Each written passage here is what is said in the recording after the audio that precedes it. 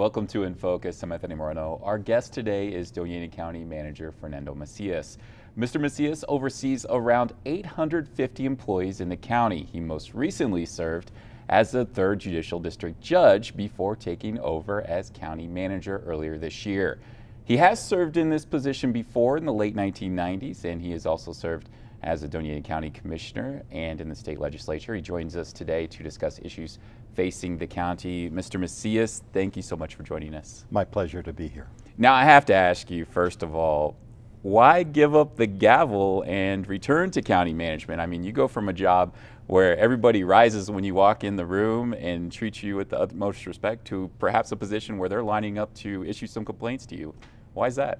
Well, I did think about including in the contract with Doña County that every time I come into a commission meeting that they still say all rise, but I thought that it was better not to include that. After 11 years of dealing with probably some of the ugliest situations in the community, which I did as a district court judge, because my primary focus in the early years were juvenile delinquency and abuse and neglect cases, civil abuse and neglect cases. The majority of my docket was everything from murder to armed robbery to sexual assaults, the worst that you see in the community. And you do that for 11 years.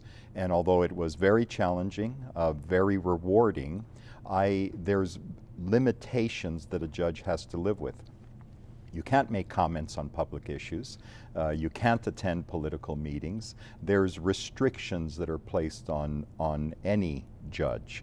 So at this point, when the county manager's position opened up, I thought it'd be good to get back into a position where you can be involved in the community very aggressively. You can be addressing issues that the community is confronted with. And I felt that at this point it was a good change to make, and I believe that that was proved to be the case. Well, let's talk about issues within the county. What do you see are the most pressing issues that the county faces right now in 2018? Well, in any polling, any survey of the community, the top issues are always law enforcement. We want security. And the other is paving roads and keeping roads in good condition. Those are the two issues that are always at the top of any survey that occurs. And of course, I'm not suggesting that there aren't some other equally important issues, but if you're asking me what are the two most important, that tends to be the case. So recent activities that have occurred is that there's been a substantial ability to increase compensation for deputies and the command staff, which hopefully will lead to stabilizing the turnover that the county historically had to deal with in terms of individuals going off to jobs that basically pay more, either with the city of Las Cruces or other law enforcement agencies. So that we're hoping that there's a level of stability, a growth in terms of the understanding of the dynamics of these law enforcement issues, more effective law enforcement in the community. And of course, very recently, we initiated an over $10 million road initiative to improve county-maintained roads, to pave roads that belong to the county but are unpaved, and then also to address unpaved roads in the colonias throughout Doña County. Now, I definitely want to talk with you more about public safety. However, you brought up roads, which obviously there has been some concern over that in Vado. There's been many concerns over perhaps preventing flooding in areas, in like perhaps Salem and Chaparral has also encountered issues with that. Where are we now as far as that goes with that funding, and what can residents of those communities take from this interview to understand what's being done? Well, there's a substantial amount of activity, and there is a very strong flood commission and flood commissioner that address these issues systemically. So one of the big initiatives that we had, or that resulted from this past legislative session, is that finally the Army Corps of Engineers has made a commitment in millions of dollars to develop a dam that would eliminate the dangers that the community of Hatch and that area would face. However, we had to come up with a $4 million match. And so certainly there are funds that are under the control of the flood commissioner to allocate to these projects. But because of very strong support from some of the local legislative delegation, we were able to receive an appropriation of $750,000 that will become part of that match. We're going to try to see if we can come up with some additional funding out of the legislative session in January of 2019. This will allow the commissioner to apply monies to other parts of the county so that we can have more of an aggressive outcome related to building these facilities that will protect the community from some degree of flooding. Now, I mean, is there also standards when you're trying to get funding like this from perhaps the federal government and different agencies that a community has to be a certain size in order to meet these needs? No, I believe that it just has to register with the federal officials in terms of being a substantial project that will bring a substantial benefit to the community. I think that that's historically what it's based on. But because of the limitation in budgets, both at the federal and the state level, you have to get in line and wait for your turn to come up. Well, fortunately, the community of Hatch, or that project, is now at the forefront of the Army Corps of Engineers. But again, there is a local match, and it is a substantial match that we've been working very hard to make sure that we have those funds available as well.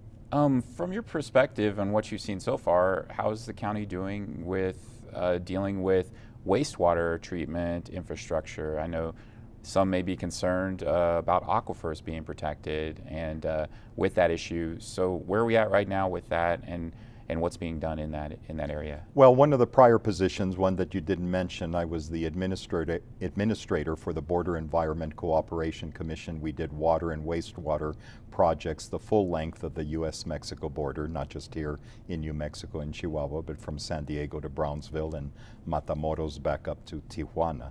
So the topic is very familiar to me. So our big areas that we're focused on in terms of wastewater is in the central part of the South Valley.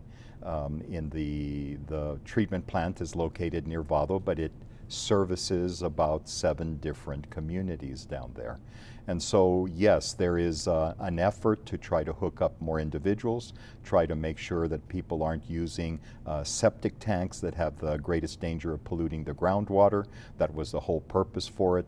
There's another project in Chaparral that we recently received an additional $900,000 in funding from the Colonias Trust Fund that will be used to be able to expand the system down there and have more of the community hooked into that system.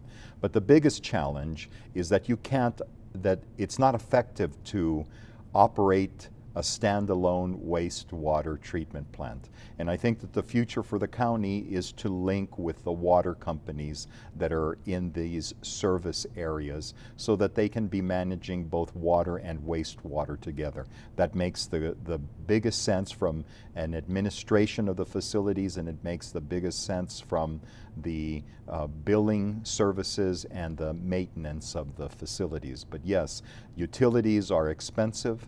As they age, there are financial and logistical challenges to maintaining the quality of the service. Speaking of the different areas in the county, I mean, there's so many different communities, especially in the rural areas. We have different communities. How do you feel that county outreach is doing right now to have a conversation with members of those communities? What do you see right now, and what would you like to see in the future as you continue in your position? Well, certainly what the community wants to hear is that there's going to be services, that their services are reliable, and that the services reach them in particular. There's, I think, a substantial amount of outreach in terms of community meetings. My concern is the level of participation, and then in turn the level of knowledge of what is going on. And it's not a criticism, but certainly people want to know what is going to affect them individually. Not so much the community down the street, although I think that they realize that they're in a similar situation. So at least somebody is getting an improvement in their roads, assistance with a number of different services that are provided by the county. But what we have to do, we have community centers throughout the county. We have to use them more effectively in terms of, many times we have discussions related to transit and moving people from one location to the other. My view is to bring the services to the community center, which are right in the neighborhoods and much more accessible to people in terms of medical needs, in terms of a variety of opportunities that they're looking for. Be able to access state-of-the-art computer technology, receive assistance, receive training, receive education through these community centers. And that's part of the goal. That's not to suggest that some of it hasn't occurred, but it's always based on what money do you have available to implement additional services in the future. I mean, you brought up participation. Do you think that if there was stronger participation, then things like this could be solved a little bit faster? I notice it seems like every week the county is sending out an email inviting people to apply for different committees and things like that that exist within the county. What do you think?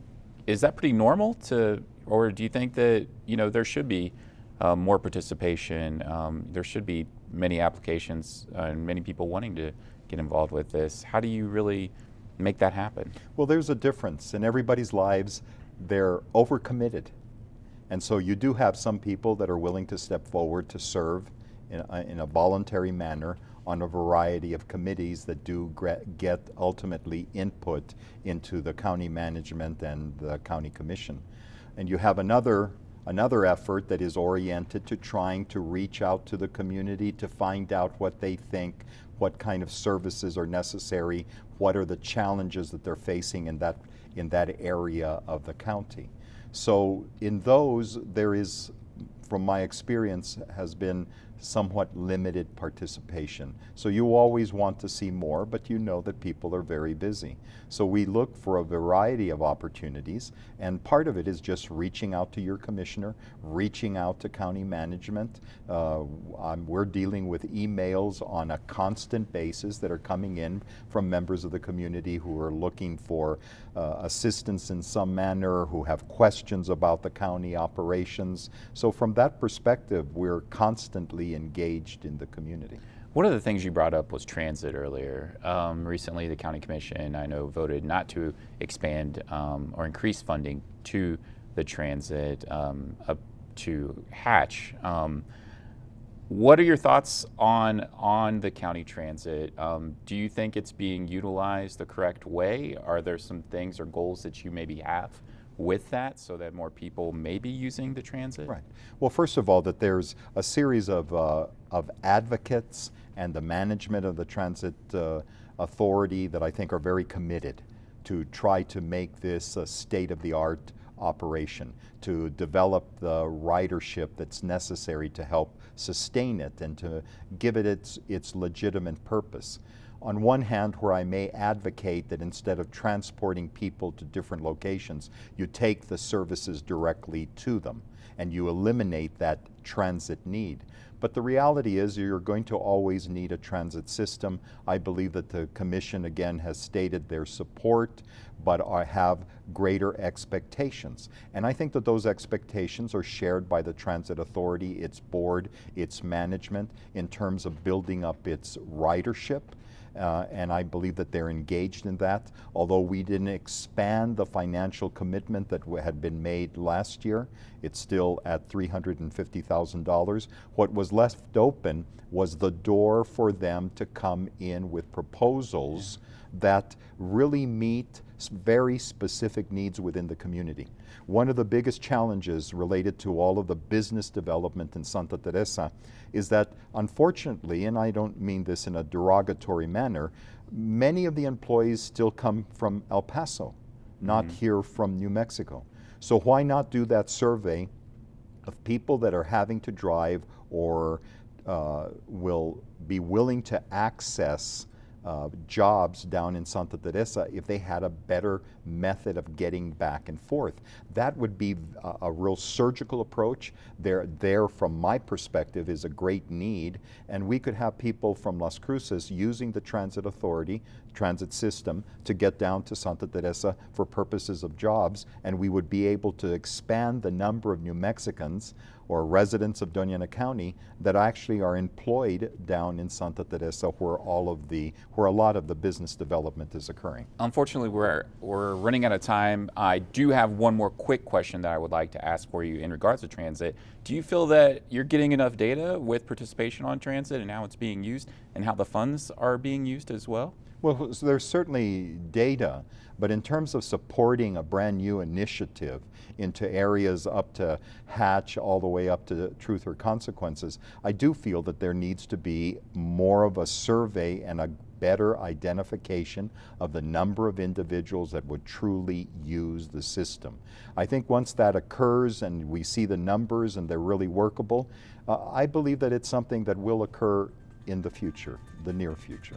All right, Mr. Macias, I want to thank you so much for joining us. We are going to continue this conversation on another episode of In Focus. But first, we want to thank you for joining us on this episode of In Focus. I'm Anthony Moreno.